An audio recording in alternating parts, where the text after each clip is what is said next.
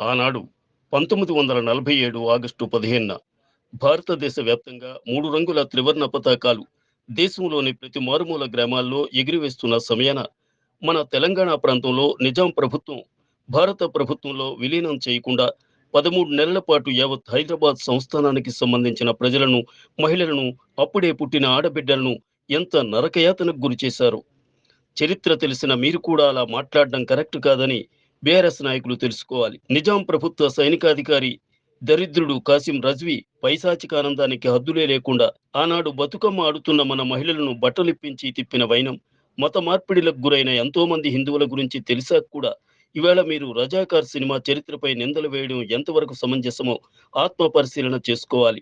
ఇప్పటికీ 90 సంవత్సరాలు పైబడిన ముసలి వాళ్ళు ఎంతో మంది బతికే ఉన్నారు. వాళ్ళని అడిగితే చెప్తారు. ఆనాటి రజాకార్ల నిరంకుశ పాలన మరియు అఘాయిత్యాలు ఆనాటి భారత హోంశాఖ మంత్రి సర్దార్ వల్లభాయ్ పటేల్ 562 సంస్థానాలను ఏకం చేసి మన భారత ప్రభుత్వం ఒక్కటిగా ఉండాలనే ఉద్దేశంతో ఆ మహనీయుడి ఆదేశాల మేరకు ఆపరేషన్ పోలో ద్వారా నిజాం మెడలు వంచి మన తెలంగాణ ప్రాంతానికి 1948 సెప్టెంబర్ 17న విముక్తి కలిగింది. మరి సర్దార్ వల్లభాయ్ పటేల్ ఆనాటి కాంగ్రెస్ ప్రభుత్వానికి సంబంధించిన హోంమంత్రి. మరి బీజేపీ ఎందుకు సర్దార్ వల్లభాయ్ పటేల్‌ను అభిమానిస్తుంది?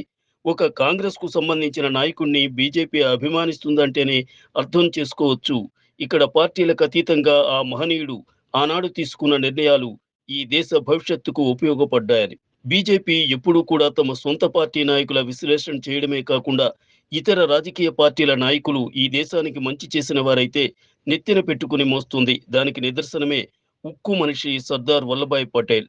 లాల్ బహదూర్ శాస్త్రి, మాజీ ప్రధాని పివి నరసింహారావు ఇప్పటికైనా బీజేపీపై మీ పిచ్చి వైఖరిని మార్చుకుని గత 10 సంవత్సరాల్లో నరేంద్ర మోడీ దేశ అభివృద్ధికి ప్రపంచ దేశాల్లో ఈవేళ మన భారతదేశం ఆర్థికంగా 5వ స్థానంలో ఉంది. అతి త్వరలో 3వ స్థానానికి చేరుకోబోతున్నాం. రానున్న 10 సంవత్సరాల్లో భారతదేశాన్ని అన్ని రంగాల్లో మొదటి స్థానంలో ఉంచడమే లక్ష్యంగా ముందుకు సాగుతున్న ప్రియతమ ప్రధానమంత్రి నరేంద్ర మోడీకి బాసటగా నిలవాల్సింది పోయి అబాండాలు వేయడం మానుకోవాల్సిందిగా టీఆర్ఎస్ నాయకులను హెచ్చరిస్తున్నాం.